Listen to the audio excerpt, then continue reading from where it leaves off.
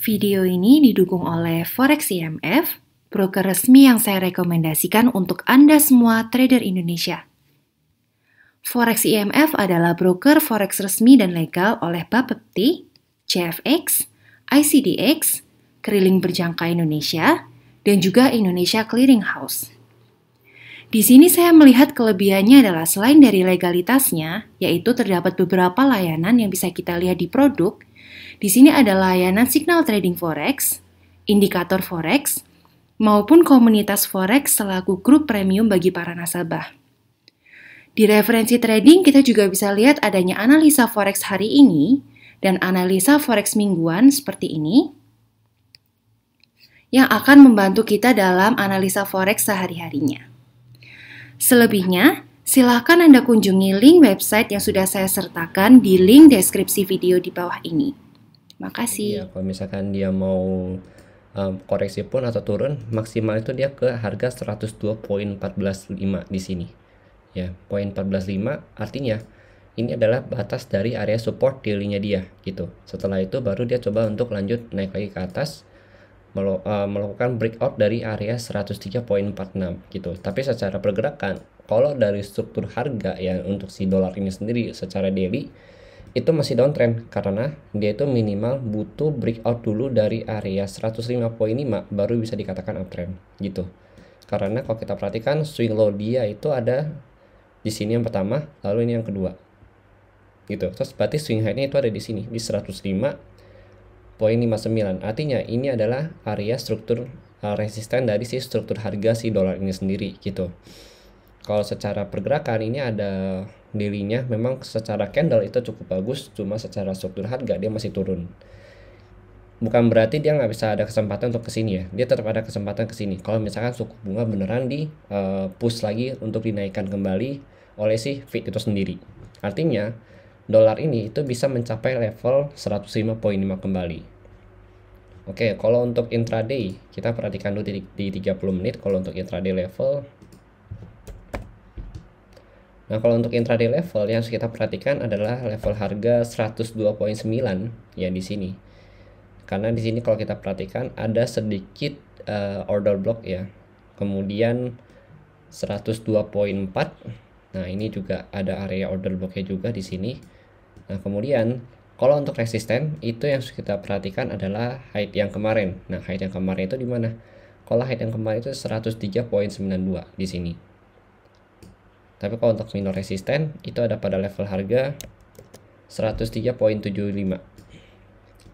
Kalau untuk saat ini sih memang secara pergerakan ya untuk si dolar ini sendiri di time frame 30 menit itu dia masih coba untuk membuat lower low yang baru karena ini dihitung sebagai low di yang pertama di sini satu yang low di yang pertama. Nah, ini kan area satu berarti kan dia posisinya apa, dia breakout dari 103.46 begitu. Artinya secara pergerakan dia masih akan coba turun lagi mungkin untuk retest ke area 102.94 di sini. Ini area retestnya dia gitu. Cuma kan kalau kita perhatikan memang banyakkan ini areanya candle-nya doji semua ya, jadi masih belum ada clear direction ya gitu. Cuma kalau yang kita perhatikan memang kedua area tersebut untuk si DXY terutama di 103. Jadi selama harga berada di atas 103 itu artinya dia akan melanjutkan kenaikan gitu. Selama harga berada di area 103 dia akan melanjutkan kenaikan, retest ke 103.926 sampai tertinggi itu di 104.125. Tapi kalau misalkan angkanya itu di bawah 103.46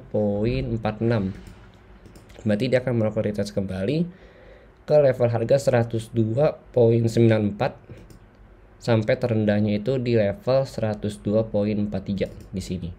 Itu untuk si DXY. Nah, kemudian kalau kita lihat lagi dari si XAUUSD sendiri ya, itu memang lagi dalam range intraday-nya dia. Jadi kalau kita lihat ini kan ada area sideway-nya itu kurang lebih di range 1861 sampai 1881. Jadi kalau kita lihat ya sudah mulai dari tanggal kurang lebih tanggal 4 Februari ya sampai hari ini di tanggal 8 Februari. Jadi sudah 4 hari itu masih berada di range area tersebut. Untuk area kita lihat untuk XAUUSD hari ini adalah di level harga 1860. Kemudian untuk supportnya di sini. Kemudian kalau untuk resistennya itu di 1881 ya, sampai 1880 sampai 1881.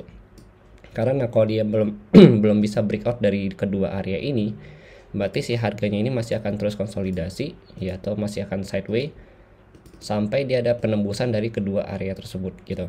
Nah, memang kalau dari hasil berita yang kita lihat semalam itu ya, pada jam 1 malam itu kurang lebih memberikan efek untuk tekanan ke bawah untuk si gold ini sendiri. Artinya potensi dia untuk breakout dari area 161 1860 itu lebih besar gitu. Nah, nanti kalau dia breakout dari sini pun ya 1853 itu targetnya dia. Kemudian 1840. Untuk target level area support daily-nya dia yang benar-benar bisa diandalkan ya. Misalkan kayak kita mau ambil buy, itu ada di level harga 1826 atau 1825 di sini. Itu kalau kita lihat di time frame 4 jam. Nah, di sini. Ini juga udah pernah kita bahas pada video sebelumnya. Nah, ini kalau kita lihat di 4 jam memang secara pergerakan dia sedang konsolidasi. Jadi belum ada pergerakan yang cukup signifikan untuk si gold ini sendiri. Dan memang 1881 itu masih jadi area level yang harus diperhatikan sebagai area resistennya dia. Kalaupun dia mau koreksi naik, ya kalau kita lihat di sini, kita coba tarik Fibo. Nah, kurang lebih nantinya dia harus naik ke angka ini. Ya, Fibo 50 sama 61.8 karena di sini ada area order block-nya dia atau range sideways-nya dia. Ya, kita bisa katakan ini sebagai area supply di harga 1909 sampai 1921. Baru nanti dia clear dari sini. Dari sini baru dia lanjut turun ke untuk breakout dari 1860 sampai 1825 di sini gitu.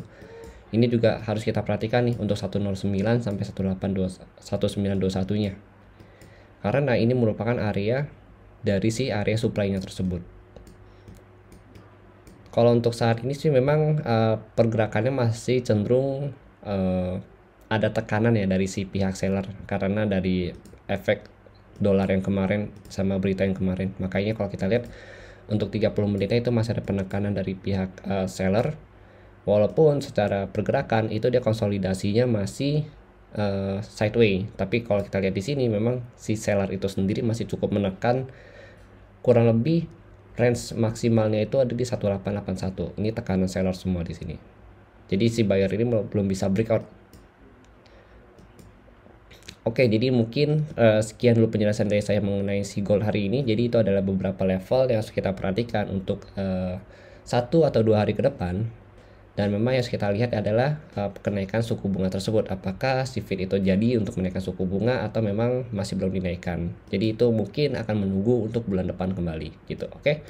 Jadi mungkin sekian untuk penjelasan dari saya mengenai XAUUSD hari ini. Jadi itu adalah level-level yang kita lihat ya, terutama untuk DXY.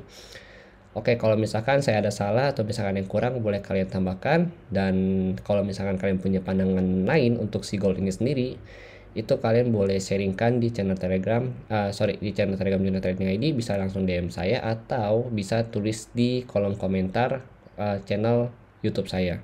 Terima kasih dan sampai jumpa pada video berikutnya.